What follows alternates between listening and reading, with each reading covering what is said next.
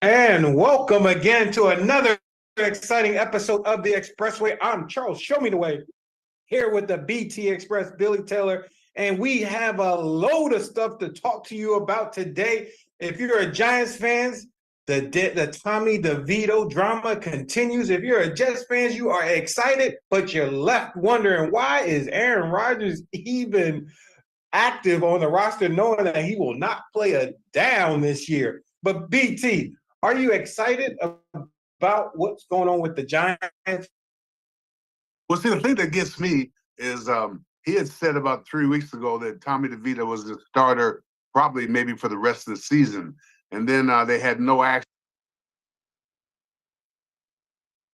Been a coach for doing that, but I don't know, if Tommy DeVito is the answer in the long run because he doesn't show me to be, Aaron Rodgers or Tom Brady or somewhere in that where I can make an intelligent decision on him. So I don't know what they're doing. And locally, my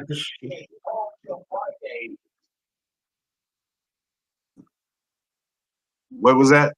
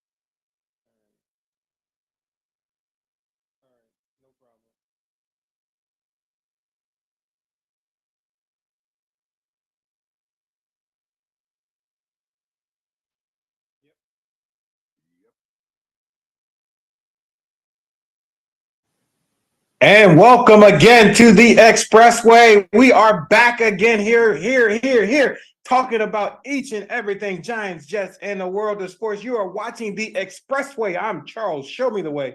Here with the BT Express, Billy Taylor, watching and hanging out with you each and every week on Wednesdays from 10:30 to 11:30 a.m. on alumni net.com. You can check us out each and every stream us live every Wednesday from 10:30 to 11:30 a.m. on NFLalumni.com. We are here talking about Jets, Giants, and everything, the playoff situation. We'll look at the playoff scenarios. Then we'll go through our picks in the fourth quarter and give you our prognostication on the upcoming winners for this week's schedule in the NFL. But Billy, the Giants, what are we going to do with Tommy DeVito? There is a newfound controversy. Do you believe it? A quarterback controversy for an undrafted rookie who has been the talk of New Jersey? Well, see, I think it's because, and I probably shouldn't say this, is because he's homegrown and he lives with his family. It's a great story, but then you got to come to play. And I think the first half last week he didn't look good at all. I agree with the coach Dabo should make a change at quarterback. And I think Ty Taylor came in, and I thought he did a better job than DeVito would have went. But do you go back to DeVito or do you go back to Taylor? Yeah, I think if you're looking to win the game, if you're looking to win games or have a chance to compete and be competitive, you definitely have to give the nod to Tyrod Taylor just because he gives you the best chance of winning. He proved it against the Eagles last week. They were in the game until the very end last week, which I was impressed and itself because I thought it was going to be a blowout. And in the first half, with Tommy DeVito in the game, it did look like it was going to be a blowout. But I mean, when Tyrod Taylor came back in the game, it made it a game again.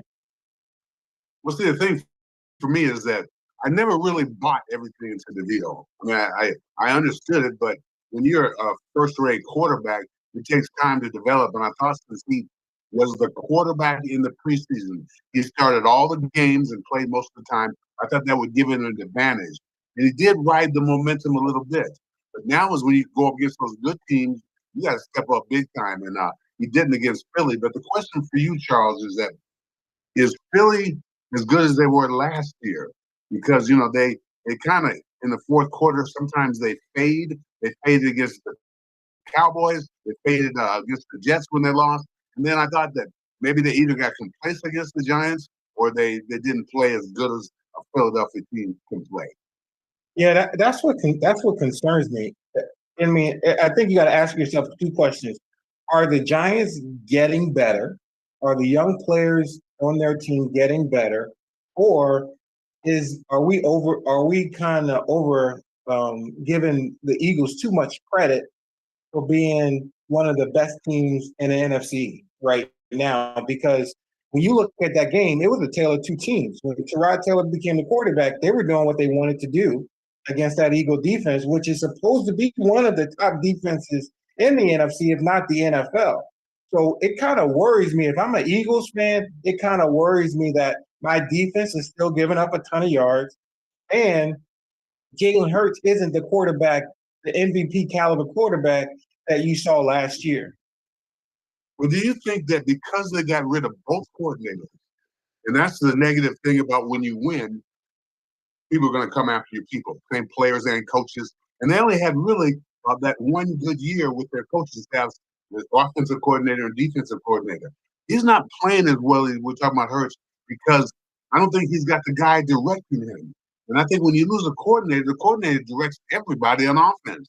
Same with defense. I thought they were incredible last year on defense. Now they're not even making the same plays. Now the Giants put up 25 points. I thought that was a lot for the Giants because they hadn't scored that many in a while.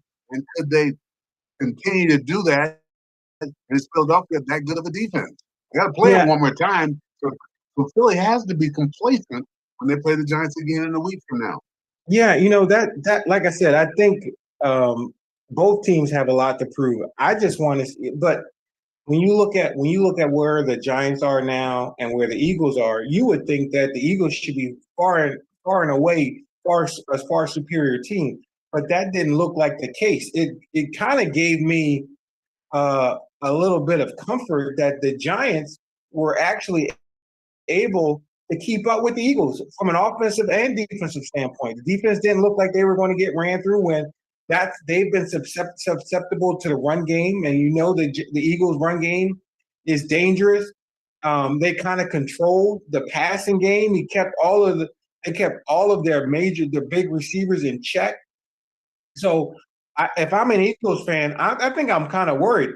I think we got kind of in front of ourselves when we started to anoint Jalen Hurts the next great quarterback.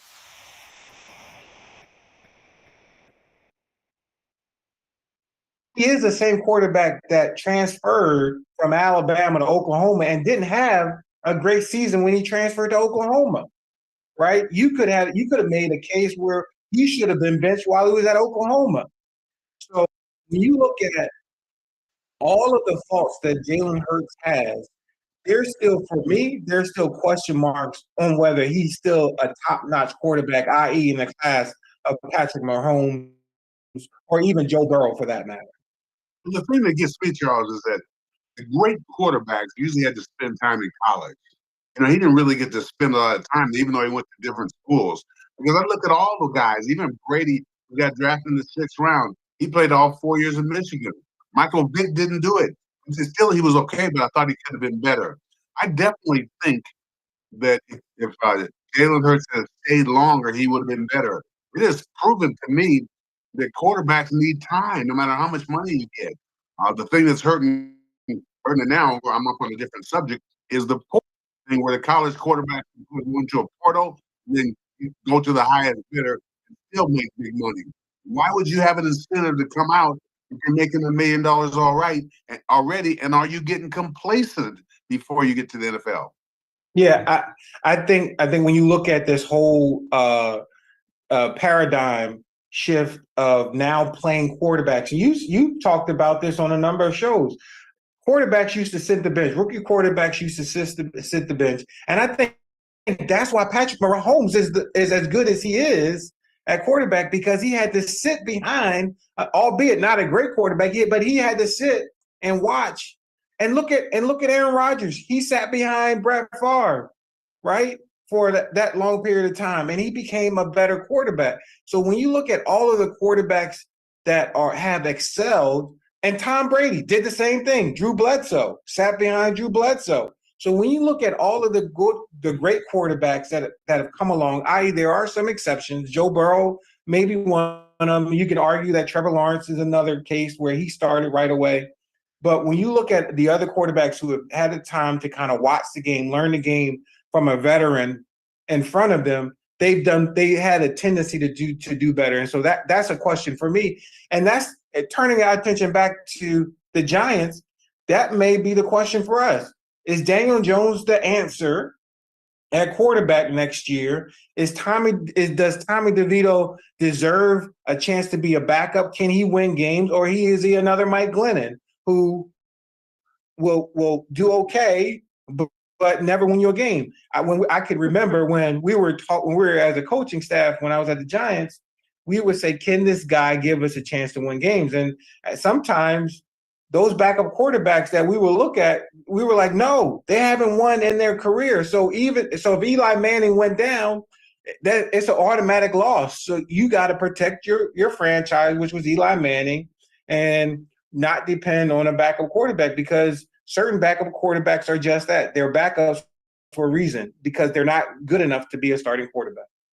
Absolutely. And see, the thing that gets me too is that Peyton Manning and Eli Manning both stayed 5 years in college. They both redshirted. And I just think that both of them had a great career because of it. Anytime you play over 15 years in the NFL, you had to have great preparation. And I think because of their father, Archie Manning, that really propelled them to be great quarterbacks. I just think that the way they do quarterbacks is ridiculous because, I'm happy that they give them a 5-year option in the beginning to get themselves together. If they don't do it in 5 years, they usually get rid of you or trade you or something like that. And then you got to spend the big money on them. I just think, Danny Jones deserved his money at the time because he got to the Giants to the playoffs. But he's been available maybe one time in 5 years. I mean, he's been hurt. He's been had his neck injured twice, had major knee surgery. I don't know if he's going to come back and be that fast quarterback who gets around the corner. He may have to depend on his ability to drop back and throw from the pocket. So there's a lot of things that are answers out there. But then Giants have only won 5 games so far. Will they get them enough where they can go deeper into the draft? Because right now they're in the top 5 draft picks. So I don't know what they need because Danny Jones is kind of in the way. They say there's so many great quarterbacks out there in college, Charles Way. Is anybody out there that's worth the Giants taking a chance on? Yeah, and that's something that we should definitely kind of dive deeper in, because what are the Giants' needs? How should the Giants approach these last 2 games, knowing they've been eliminated from the playoff contention? So they're for sure not going to the playoffs. So the hope is dissipated. And so what are the purpose of the next 2 games? If the purpose of the next two games is to compete and give your team the hope of knowing that, hey, we're out in this field to actually win a game, then Tyrod Taylor is your quarterback. If the hope is to see what type of talent you have on your team, can Tommy DeVito be a backup quarterback for you next year, a legitimate option at backup quarterback, especially at a lesser cost? Because Tyrod Taylor is well over $1 million a year as a backup quarterback, gives you more cap space to go probably get a priority free agent in a position of need, i.e., linebacker on the defensive side of the ball, even maybe defensive back, or even a D lineman that can stand next to Dexter Lawrence, or another quality offensive lineman. I think you got to give Evan Neal a shot at continuing to prove himself. He's a young kid. He's 2 years in. I think next year is the year as a telltale year whether he's the real deal or not. We already see on the other side he is the real, the left tackle is the real deal and producing. So when you look at what the Giants' needs are and what they should do these next coming games, it's a lot of open questions out there. But hold on, BT, I'm gonna come back at you for an answer to that question and more. You're watching us live on NFL Alumni Media, streaming us live. NFL Alumni Media catches each and every Wednesday from 10:15 to 11:15 each and every Wednesday on NFL Alumni Media. Check us out on YouTube every Friday starting at 9 a.m. You can check us out every Friday at 9 a.m. on YouTube. Well, we'll be right back in a moment. We're going to talk about the Giants, what their needs are, and we're going to come back and talk about the Jets and what they should be looking to do as well. We'll be right back in a minute.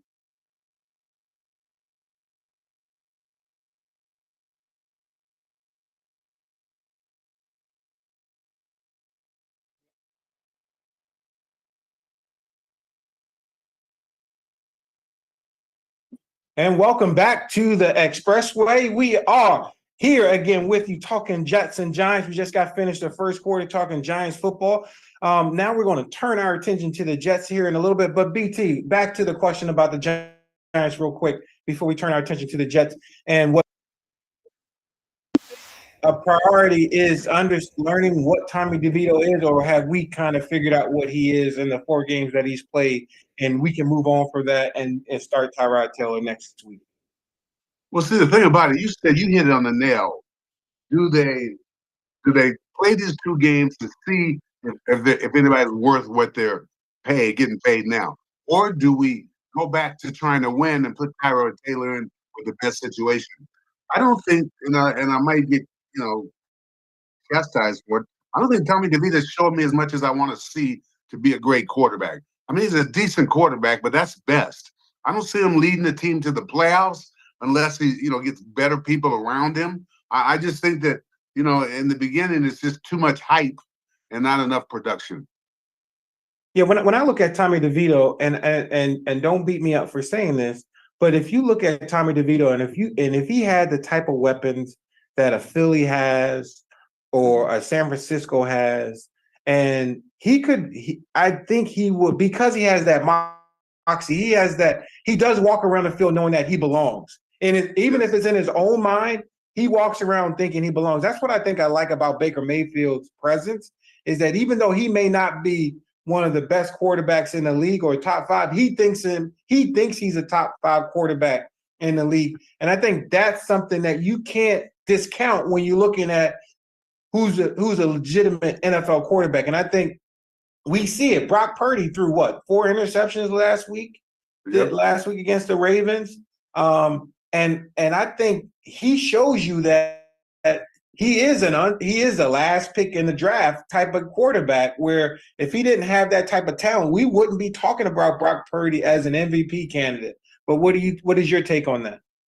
Well, see, the thing about it, every single week we change up because of a different player producing and doing better. I just think that Birdie is a good quarterback, but as you said, and you reminded me, he's got great talent around you. And if a quarterback's got some superstars around you, it can make you a better quarterback because all you got to do is throw it to that wide receiver and look them off so the safety won't get a jump on the ball. So I don't know.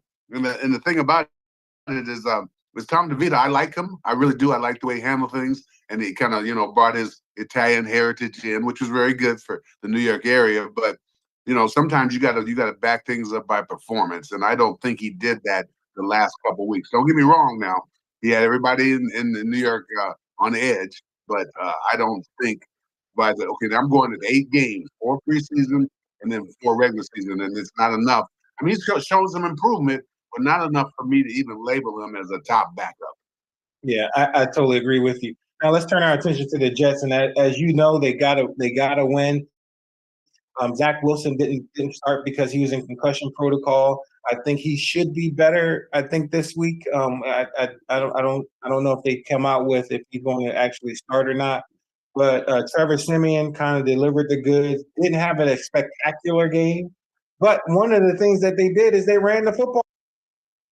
Brees Hall was the man. Garrett Wilson was the man. They utilized the two best assets they had on offense, and they utilized them to help them win the game. And their defense scored touchdowns. Well, do you think that the Jets offensive coordinator, who was the former head coach of the Denver Broncos, is a little bit late on his stuff? Because if you think about it, he started Zach Wilson the first game of the season.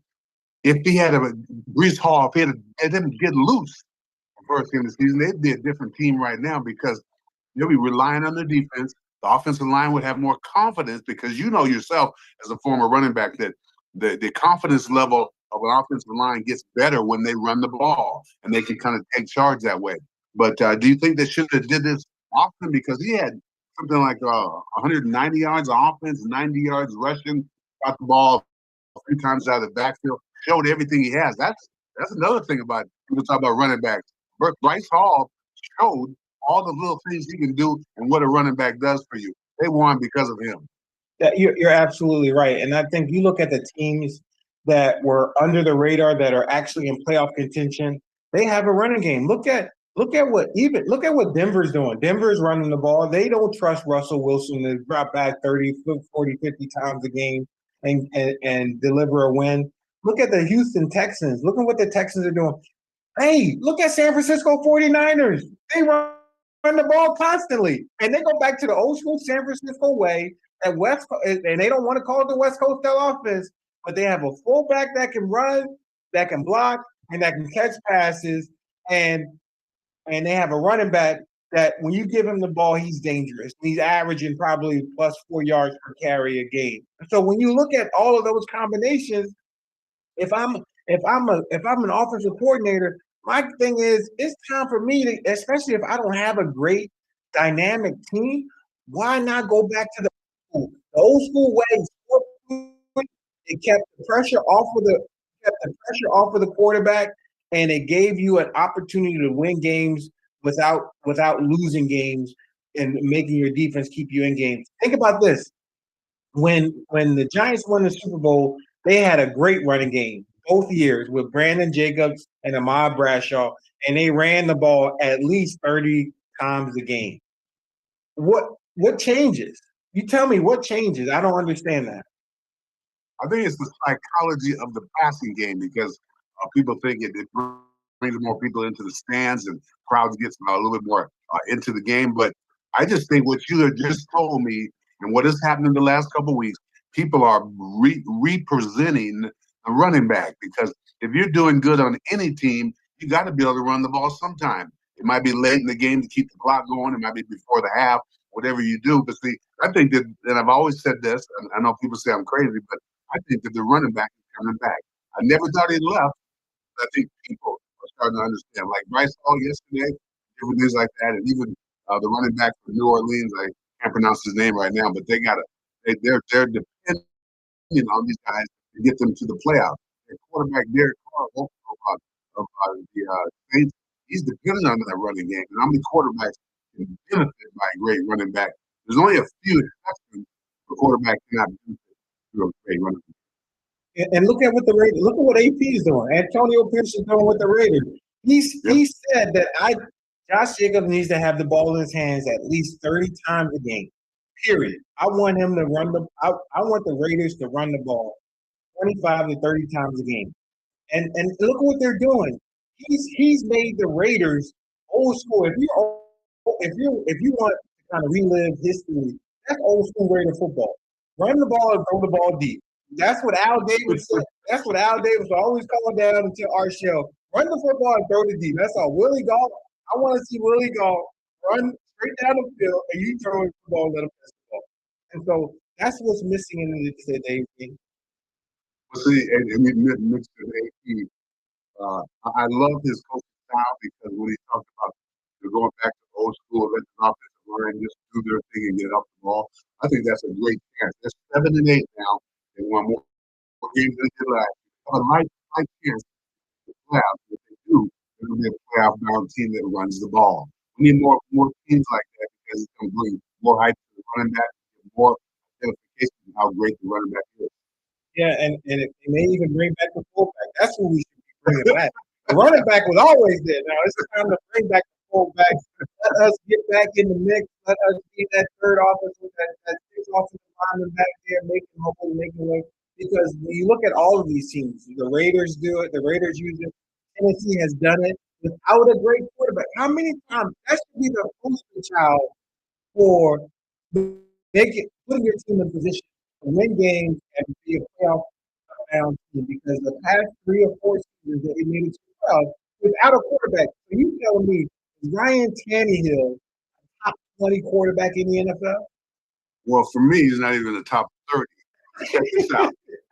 They go to the playoffs and they lose to Cincinnati because their quarterback Tannehill throws 3 interceptions. They almost win the game anyway of their great running back and good defense. Would have got rid of Tannehill kind of ball back then. I think he's 13. Anytime a quarterback throws 3 interceptions in a playoff game, you gotta go somewhere else. So I just don't think that he's the answer. I mean, they probably would have went to the Super Bowl the year Cincinnati went to the Super Bowl because Cincinnati quarterback got sacked 9 times in the game and they still won and went to the Super Bowl. So that's why I called Tannehill of the Tennessee Titans, because he can't even manage a game, let alone win a game. Yeah, I totally agree with you. Now, bringing back up the Jets, what do you think of Woody Johnson giving a vote of confidence to the general manager of the Jets and the head coach? How do you feel about that? Well, it always scares me when someone gives a vote of confidence to anybody, because that means either you're losing, you're getting behind kicked, or you're trying to make some kind of disruption somewhere. You don't have a meeting like that when things are good, only when things are bad. I don't, I see he's trying to shake his team, but he doesn't have, I don't think he's got the touch that other owners have, because he went out of town for a couple of years and come back and let the Jets run things. I just think that if it wasn't for Aaron doing his thing, they probably got rid of everybody, but they can't get rid of the offensive coordinator. They can't get rid of the coach. Aaron's going to have one more year. Aaron said, I heard him say the other day, he wants 2 more years. And if that's true, the Jets got a chance. But again, he's got to be there and available. He's only been unavailable in his career once or twice. Yeah, I totally agree with you. I think when you look at the Jets, it's a telltale sign for their GM to do an amazing job this offseason. They need to really focus on that offensive line, figure out who they need to get on an offensive line. Don't bring in somebody that's in the league 12 to 13 years that are on his last legs, because it doesn't work. They get beat up, and you got to go back to a backup. You got to get somebody that's been in the league 5 years. That's a legit. Pay that legit player, and then Mekhi Becton has to perform. You have to find a position you're paying him for another 2 years. You have to find a position on that offensive line that he can play, whether it's guard, whether it's tackle. You got to find a position. You got to bring in a left tackle because Mekhi Becton may not be the answer. And if he is the answer, he needs to show you that he needs to be dedicated to football for this entire season. And you really do need to find some offensive linemen, whether it's the draft or free agency, that can come in and protect Aaron Rodgers. Because if you don't address the offensive line situation, you're going to have the same situation we had this year. Get all excited that we finally arrived, Aaron Rodgers is going to come, and you don't have an offensive line. Because you know what? A lot of the onus is on the offensive line, but a lot of the onus is on the offensive coordinator, because we just talked about the teams that don't have great quarterbacks or have young quarterbacks that are actually in a playoff hunt, that are actually winning games and doing well winning games and being competitive. If the Jets had an offensive line and a good offensive coordinator that did things to protect their offensive line, maybe the Jets could be in a situation. Well, the thing that gets me, Charles, is that I believe that Beckham, the left tackle for the Jets, I think he's gone. As a matter of fact, I watched him a couple games, and he got so quickly. You should never have a quarterback after you beat within 1 second. I mean, he didn't even get a foot on the guy. He's the biggest offensive lineman I have seen in a couple years. Maybe Jumbo Elliott used to be that big. You remember him? Yeah. I just think that they need some guys who want to love the game of football. I said this before. I played with the Raiders, and we had guys that had potential. Listen to the damn class. Work on your foot. Beckham has no footwork at all, and I think that's coaching and teaching. So I think either Beckham's going to have to learn to do the salsa, or you go to another team, because he's not doing anything but that. Yeah, you're absolutely right, and that's going to be a position of definite need and something to watch for during the offseason with the Jets, because the key question is, what do you do with Mekhi Becton? Because you're still paying him. I don't know if a team is going to take him, and then you have a decent draft pick in the draft. You got a pretty high draft pick. Will an offensive tackle be in that position? And think about it. After you get past the top 5 or 6 picks, right? How good are those offensive linemen after pick 6 that you can truly count on to be a dominant presence in the top 12 after you get past the top 12 picks? So that's my question. But see, you being a former member of the upstairs team for the Giants, you have to realize that certain people are scouting for positions. Like, it might be a scout somewhere else that's going to be scouting the offensive lineman. Someone's going to be doing the defensive line. They got to make sure that they're precise in what they do, because you can't afford to bring somebody in here who will take a long time to develop. You really want someone as an offensive lineman that can develop in that first year. The bad thing about the Giants offensive line is that the guy from Alabama, as we were talking about before, coming back, he's already been hurt 2 years in a row. I hurt the Giants. So you got to get somebody who's available, who's been here. Yeah, absolutely. Like I said, I think I'm a little bit more optimistic about the Giants offensive line situation than I am about the Jets offensive line situation. I think Michael Schmitz, the center, is a legit player. I think the left tackle is a legitimate player. Probably one of the best offensive linemen in the NFL right now. I'm not ready. I think Evan Neal is way better than Mekhi Becton for the Jets. Absolutely. So I think you're solidified there. I think it's just a two guard spot, and I think they perform admirably. Obviously, the run game has gotten better. I think Saquon Barkley has been doing a lot more. Yes, I wish they would run a situation to give him a lead blocker, because what they're doing is you bring an extra man in the box, and they're running against 8 and 9 men in the box. If you had that fullback in the backfield, he can actually kind of sift and weave and kind of identify that extra guy and get that extra guy. When you have you have a 2 tight end set, they call it 12 personnel. You know this. You have a 2 tight end set, you don't get a chance, and everybody on the offensive line, you don't get a chance to get a linebacker or a safety that comes down in the box. It's so hard to come off of those boxes because you got the D lineman trying to hold you and trying to limit you from going up to the next level. Whereas if you're a fullback, you're in the backfield and you can kind of survey like the running back, survey the situation and pick up that extra blocker and give the running back a little bit more room. So that's something I think we should think about. That's a great explanation from a fullback standpoint. You listen to this to the Expressway with Billy Taylor and Charles Way. Here every Wednesday doing it live. Friday we are on the YouTube channel. We come back on the other side. We're going to go around the NFL. We talk about some of the things that are happening around the NFL. Lamar Jackson says the MVP, but Charles Way doesn't agree. Don't touch that dial. We're right back with more.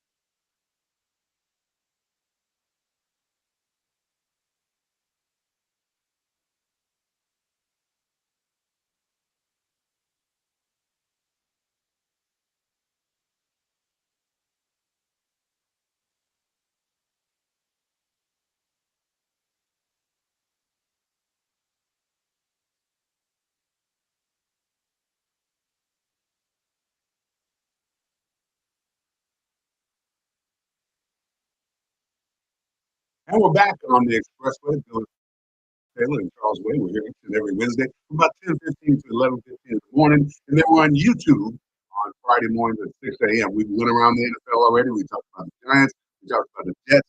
Then we're going to talk about the MVP race. But before we do that, people were talking about Lamar Jackson as being the MVP. And you left me a message about how accuracy he is not. The thing that got to me was that I didn't realize he had thrown 4 interceptions. How do you throw 4 interceptions and still win and say yourself you're one of the best teams in your MVP candidate? And that's the problem I have with you. That's why he hasn't gotten out of the AFC Championship game. He has never made a Super Bowl because he is not as accurate a quarterback that he needs to be. And I don't know if he puts in the time to be accurate. I don't think he has great throwing mechanics. He is a great athlete. I think Michael Vick, and this is a huge statement. Michael Vick may have been a better quarterback from a mechanical standpoint than what Lamar Jackson is. And they're both similar players, right? I think when you look at Lamar Jackson and you look at what Michael Vick did, I think Michael Vick had a better accuracy when he threw the ball. He could throw the ball. He had a very strong arm and threw the ball with a little bit of accuracy. Maybe not a lot of touch, but he had accuracy. And so when you look at Lamar Jackson, the way he gets in positions and his arm angle isn't always right, and he never leaves the receiver in a pattern, and it could be a byproduct of him always trying to scramble and moving out of the pocket and throwing on the run. But that game last week, it should have been worse than what it was if it wasn't for Lamar Jackson. I don't really know the answer to that because when he came out of Louisville, people said he was a running quarterback. Then he showed me over a couple of years that he can throw the ball. But he's been more, they've been more critical of him because he's not on target. Accuracy has got to be questioned. People say he can get to the Super Bowl with his team. I don't know because Kansas City is down. They're not playing as well as they played. And I just think that somebody's got to step up. Cleveland's even playing better. But Baltimore's got the ability because of their defense. The defensive line is up there in sacks. And that might be because they take leads in the fourth quarter. But I don't know yet. I haven't written the script yet for Lamar Jackson to get to the Super Bowl. I think the thing that Baltimore has going for them, you stated it already. Their defense is probably one of the top 3, top 4 defenses in the NFL. In games, how many picks did they have against San Francisco? 3 or 4 that they had in the game. Back 3 through 4 interceptions in that game. So their defense is legit. They have some great weapons on the offensive side of the ball. Zay Flowers, we said Zay Flowers when we were going through the rookie wide receivers was probably one of the top 2 best running wide receivers in the NFL. And he's proven that he's as dynamic as we thought he was coming out of Boston College, and he's been a huge weapon for Lamar Jackson. I just think that it's for me, given your options at MVP, you got Christian McCaffrey, you have Brock Purdy, which he's out of the picture after last week's game now. good. Um, and you have Lamar Jackson. Who else? You're not going to put Patrick Mahomes because Patrick Mahomes isn't having a great season. And part of that, they had a stat. They had a stat in the game they played that they lost in Kansas City that he has the most drops in the entire. Their team has the most drops in the entire NFL, the most in the NFL. And so I think the situation is it's his receiving core is letting him down. His supporting cast is letting Patrick Mahomes down. He's still a legitimate quarterback. He's still a quarterback that you got to worry about in the playoffs. But I think it's the supporting cast around Patrick Mahomes. So you got to keep him in the picture. But my two leading candidates for MVP, Patrick Mahomes and Lamar Jackson. I'm going to have to try to agree with you on one of them. I don't think Patrick Holmes is there this year because he's thrown less touchdown passes than he has in the past couple of years. And it's agreed that his receivers are having trouble with holding on to the ball. And I think that's psychological. The receiver who got drafted by the Giants and then went to Kansas City in the Super Bowl, what's his name? Davis Tony. No, he played. Yeah. Yeah, Davis Tony. Yeah, he's dropping the ball. He's dropping it for Daniel Jones, and now he's dropping it for Pat Mahomes. So I just think that it's his problem. The thing about it is that I never liked the quarterback to show emotion when your receiver drops the ball. A lot of quarterbacks do a good job, but some don't. But I can see, I can understand. It's almost like I'm way off the thing, but when I used to cover the New Jersey Nets, Marbury played point guard for the Nets. If somebody got the ball and didn't give him the assist, he wouldn't talk to him anymore. And I don't like that kind of attitude. That's almost like the quarterback. If you drop the ball, I'm not that talk to you anymore. I think there are quarterbacks in the league who may do that. Yeah, I agree. But Patrick Mahomes is Patrick Mahomes. So it's different when it comes to him. And so like I said, when you look at it, I think for me, probably there isn't really an NFC candidate. Everybody was talking about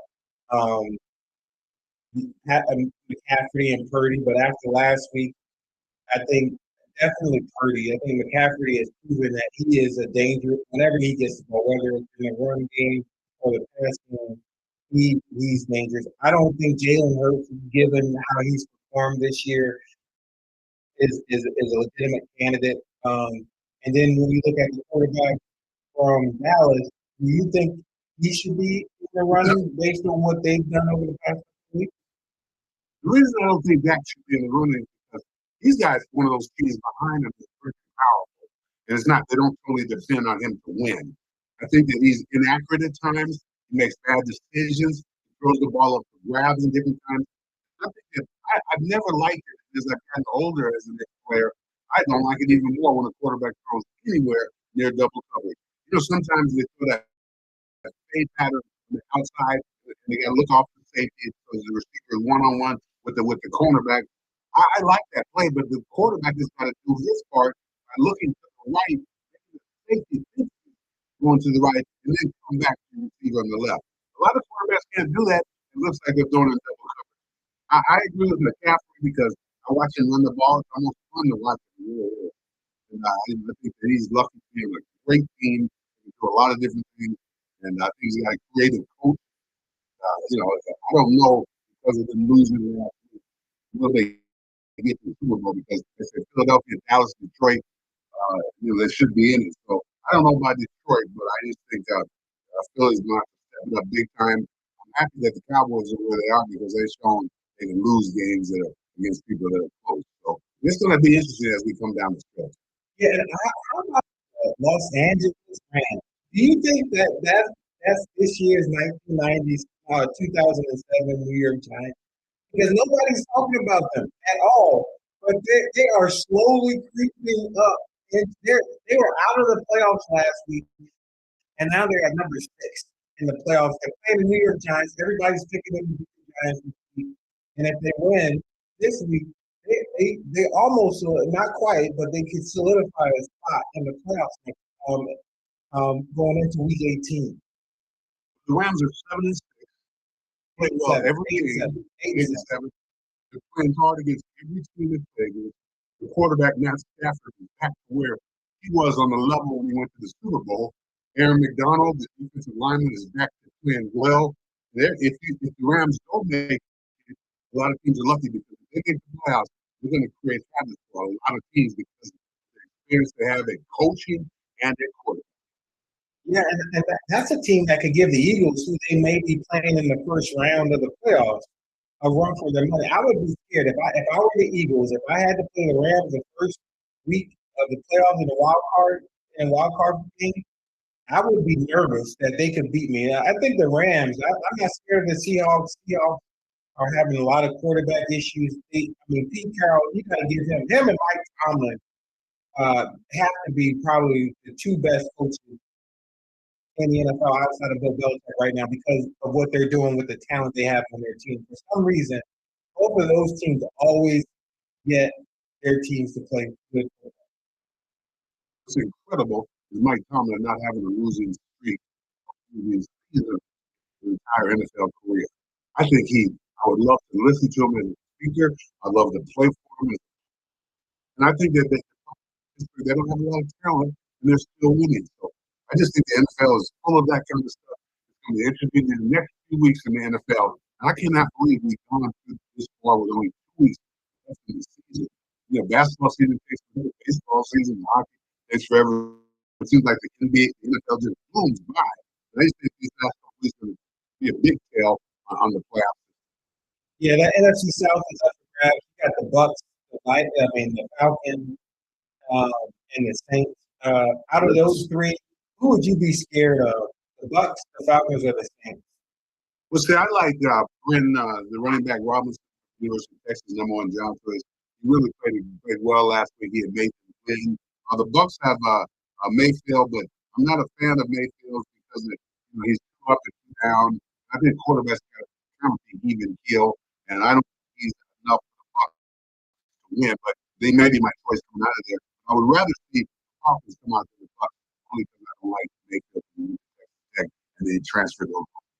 Right, and Falcons have had a playoff drought probably going on 10 years now. They haven't made it to the playoffs. So and they're in the hunt. They have a big game this week. We'll get into that next quarter. You're watching the Expressway with the BT Express and Charles showing the way right here on NFLalumnimedia.com. Check us out each and every Wednesday from 10 to 15 on NFLalumnimedia.com. Now let's go to the AFC playoff race. And when you look at the AFC playoff race, the beast of the AFC.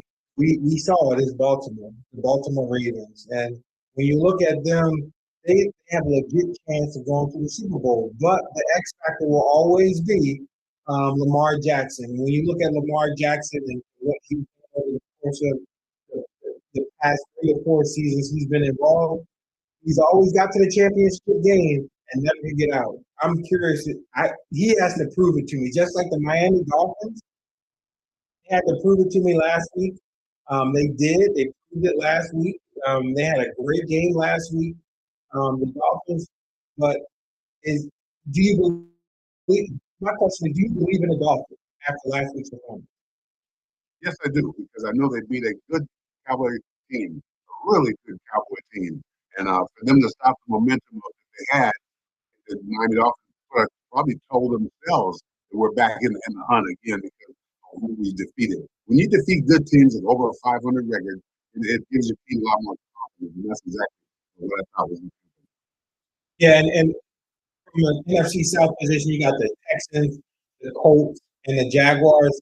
That is up for grabs. The great thing about the NFL schedule is each team will play one another, so they'll have a chance over the next 2 weeks to determine who deserves to go. I don't know if Trevor Lawrence is healthy or not. He had that high ankle sprain 2 weeks ago, and he hasn't had a great game over the last couple of weeks. I'm curious to see it from that division. Who do you like coming out of that division? Well, I think it's going to be interesting to say because I think it's up for grabs. And so I would have to, I can't really put something on that right now because each and every week is different. Next week, somebody may get hurt, somebody may get complacent. So I just think, what do you think is going to win that division? If CJ Stroud can come back, he was in concussion protocol last week, and Yeah, and so hopefully he come back this week. I think they need him. They realize that he has been the X factor for them, and I think if Houston gets C.J. Stroud back, it gives them the best chance. If they win the next 2 weeks, they're in the playoffs. So that gives them that's exciting. If I'm Houston, that's all I want. Give me an opportunity to kind of control my destiny. If they win the next 2 weeks, they're in the playoffs. And I think that's going to be tough because they're going to play the Colts and they're going to play the Colts, I believe, at least this week or next week. And so the next 2 weeks will determine whether they make it or not. They just got to win. If the Texans win in the next couple of weeks, do you give their coach who came over from San Francisco as a defensive coordinator, is he coach of the year? Absolutely. Who else? I mean, who else would you get taking a team that no one with a rookie quarterback, no one thought would be as good as they are? Who else would you give it to? Would you give it to Harbaugh? I mean, he what is he doing differently? I mean, he has a great defense. He has a good offense. Lamar Jackson is supposed to be the MVP of the league. You're supposed to win, right? You could probably give it to the Miami Dolphins. What they're doing, they may have if Tyreek Hill didn't get hurt, they would have had a 2,000-yard season. But they got all weapons. They got Waddle. They got Tyreek Hill. The running back is doing. Even though I think he's a good running back, not a great running back, but he's a good running back having a great year. When you look at the Dolphins, do you give their coach, even though he's doing a great job as the head coach, but he has a ton of talent around him? Do you give him the coach of the year for having just managing a great group of talent? Or then look at the NFC. San Francisco, talented, great team. Look at the Cowboys, talented, good team. So when you look at a coach, yes, it's about managing the team and managing the talent you have on the team. But DeMeco Ryans wasn't even supposed to win 5 games this year. And he's got this team going to the playoffs. So if you look at anybody, if you give Coach Dabo Coach of the Year last year for doing what he did with the Giants, DeMeco Ryans definitely gets it this year. I totally agree with you, Charles. And as we go to the break, we got to make sure that everybody, we're going to have our picks coming up in the next section. And we're going to have fun with that. I'm leading Charles by, I think, 1 game, so we're both tied on that. And you listen to The Express. When we come back, we'll finish things up. We got another quarter to do with Charles Way and Billy Taylor on The Expressway. Don't move a muscle. Right back with more after these messages.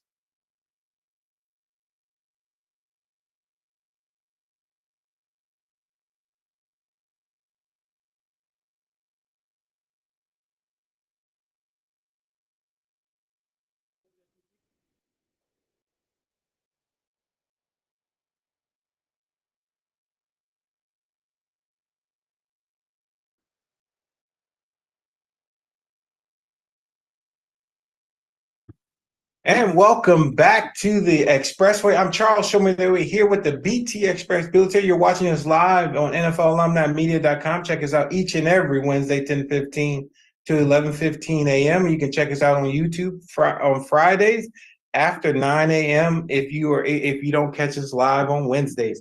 Now, BT, we're going. You didn't kick my butt this week. You're up by 1 game. You beat me 1 game this week. I'm doing better going my head than my heart. So let's get right into these picks.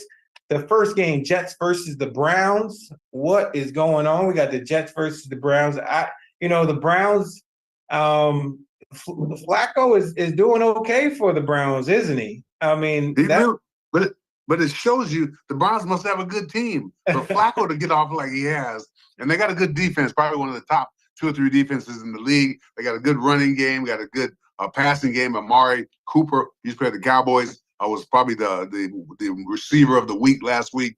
So I don't know if the Browns can do it off the Jets, but the Jets need the game. The Browns got to have it to be in the playoffs. I'm going with the Browns. Yeah, I'm gonna go against you in this game just because I'm gonna be a homer. I'm gonna go with the Jets. Okay, next game. Next game, Lions and Cowboys. This is a good game. Cowboys have to come back, given how they performed the last couple of weeks. It's kind of difficult position.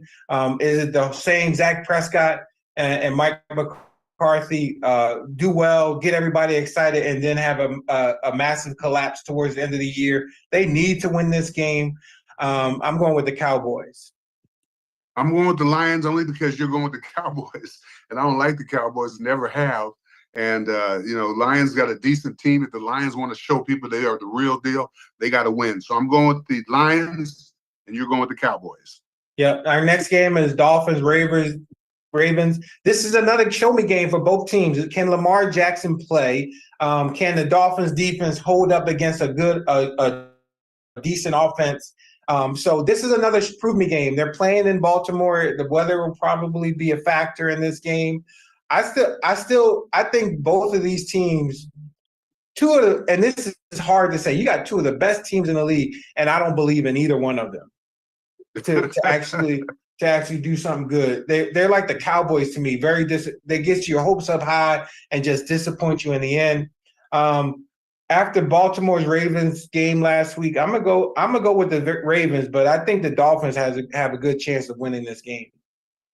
I'm gonna go with the Ravens also. So we're both going with the Ravens because I think they're playing at home, and that should be an advantage. And they have to realize the importance of this game toward the playoff run later. They may meet in the Super Bowl. You never know.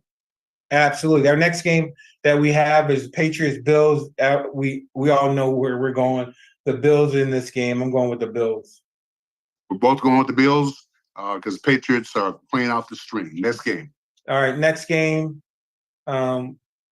We have Ben, you got the next slide. Next game is Falcons-Bears. I like what the Bears are doing. Justin Fields, come on, BT. Are you going to probably finally give Justin Fields his props? Because the dude has been balling the last 4 weeks. He's been in there.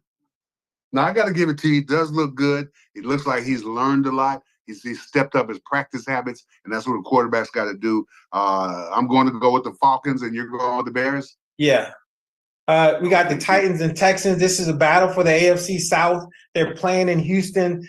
Hopefully, if CJ Stroud is back, I'm going with the Texans. I'm going to just go with the Texans. I don't know if CJ Stroud will be back or not, but I'm going to go with the Texans. I'm going to follow you with the Texans because my sisters have season tickets for the Texans, and they tell me they're going to the playoffs this year.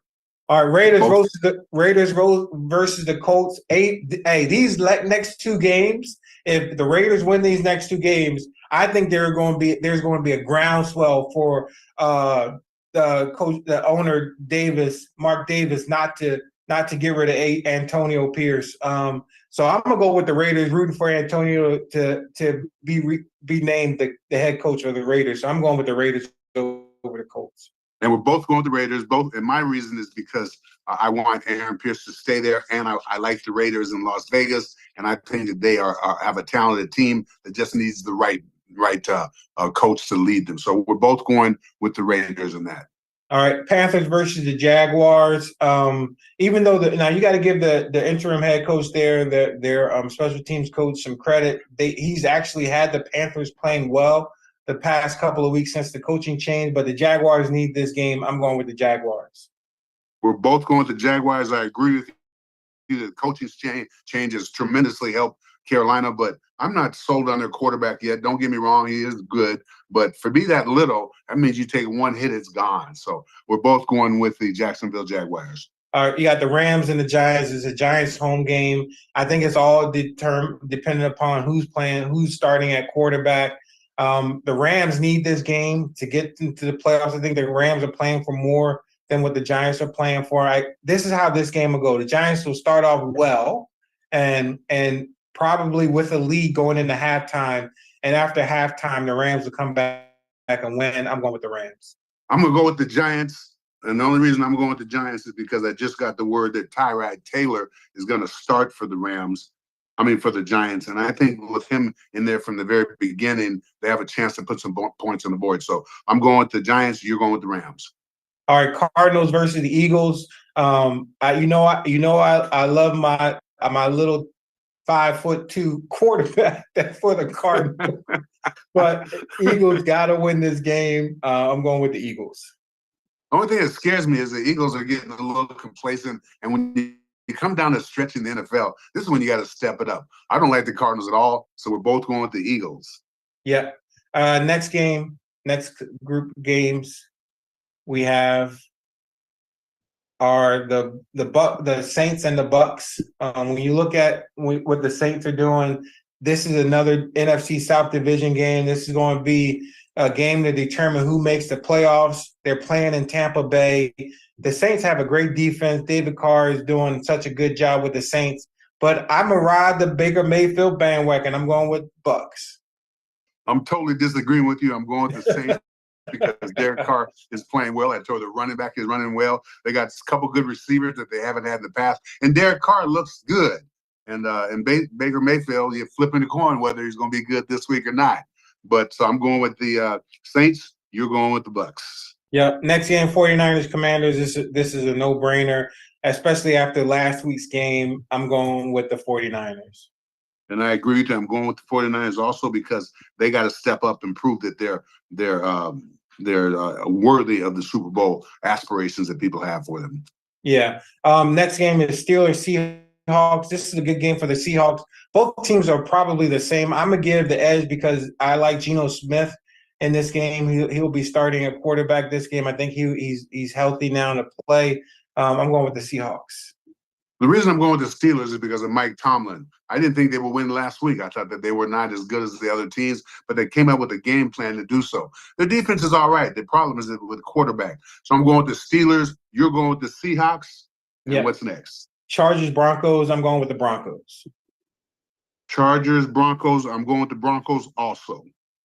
Bengals versus the Chiefs. I'm going with the Chiefs. They need to win the game, especially after last week. They got to get their act together going into the playoffs. Yeah, but that would mean something like the Chiefs have lost 4 out of the last 5 or 4 out of the last 6. The record is only 9-6, and they have to win the game. So I'm going with the Chiefs in this one, and you're going with the Bengals? Okay. No, I'm going with the Chiefs. I'm going with the Chiefs. You're going with the Chiefs. Yeah. Okay, we're both going with both. Packers, Vikings. This is a game again that both teams need to win. They both are in the playoff hunt. Vikings they were playing in Minnesota. The quarterback has done a good job that they just signed. Love has come back to reality. Packers haven't looked good the last 3 weeks. I'm going with the Vikings. I'm going to go with the Packers only because of Love playing terrible, and everybody realizes he's terrible, that he's got to step up big time. So I'm going with the Packers, and you're going with the Vikings. Yeah. And that's it for all of our games this week. Okay, let me just show what we got. You have the Jets. I have the Broncos. You have the Falcons. The Browns. The Browns, excuse me. I have the Falcons. You have the Bears. We both have the Raiders and the Colts. You have the Cowboys. I got the Lions. We both have the Ravens over the Dolphins. We both have Texans over the Titans. You have the Rams, and I got the Giants. We both have the Eagles over the Cardinals. We both have that. I have the Saints. You have the Bucks. We both have the Bills over the Pats. The Steelers. I have Seahawks. You have. You have. Let's see the chart. You have the Broncos, and I got the Chargers. Is that right? Yeah. No. Okay. And then the Packers. We both have the Broncos, right? That's right. We both have the Broncos. My fault. Both have the Broncos. And then I have the Packers. You have the Vikings. And then we both have the Chiefs over the Bengals. And what surprised you last week about the NFL games? Because they had a bunch of good games, and a lot of teams are being surprised this time of year. Anybody surprise you any differently this past week? You know, I was happy that the Lions came back and did a good job. Everybody was worried about them after losing the last couple of weeks and actually not playing, or just not playing well, not showing well. It's still a great story. Dan Campbell's doing a great job. Surprised that the Cowboys wasn't more competitive against the Miami Dolphins, and I'm excited to see the Raiders playing as hard as they're playing. And Lamar Jackson proved something to me. He is the MVP. I told you if he were to win that game, I would not kill him anymore. So I'm going to name him the MVP. I said that game would determine who my MVP was. he is the MVP of the league. I just hope that he shows up in the playoffs. Well, see, I'm anxious to see what the Jaguars are doing because they're in a decent division, but Texas is 8-7, 8-7, Colts 8-7, and the Jaguars are 8-7. So they got 2 games left to play hard. Trevor Lawrence has showed me that he is a legitimate quarterback. I expect him to lead the team to victory. The Vikings, I don't think so because they don't have a quarterback, situation that looks like it's positive for them. And then the Packers love, he's sat there for 3 years on the bench under Aaron Rodgers, and I don't think he proved me anything yet because I was expecting him to step up wildly, and he hasn't done that at all. Yeah, I totally agree with you. And like I said, it's exciting. Last couple of weeks, the NFL is still America's favorite sport, and this is the reason why. Because every week, there's people are playing for something. And that's the fun part about it too, Ben. And the bad part is that the betting situation in the NFL. I never understand how Las Vegas is so close to the point spread when they do something. And they say people say, well, they know more than we do. How do they know more than us, CW? Yeah, to this day. Remember, I told you the Jets. I thought 8 weeks ago they would be a no-brainer. They would get to 8 wins. Hey, the prognosticated, the bookies are always right. They couldn't get to 8 games. And I can see why you see somebody hooked on gambling because they can lead you to that way. I'm happy I'm not a gambler because my mortgage would probably be out. Yeah, same here. Same here. Anyway, Charles, outstanding show again. I got to thank Ben back in the studio. Ben makes us always feel good. And don't forget, we're on every single Wednesday from 10:15 to 11:15. And if you missed us, we're on at 9 a.m. on the YouTube channel. And we're doing a whole bunch of different things. So keep your eyes moving because you never know when the expressway will go and come your way. And so for Charles Way, ladies and gentlemen, I'm Billy Taylor, the BT Express, along with Show Me the Way, Charles Way. And we will see you next week. Happy holiday, everybody. Have a good week. Talk to you soon.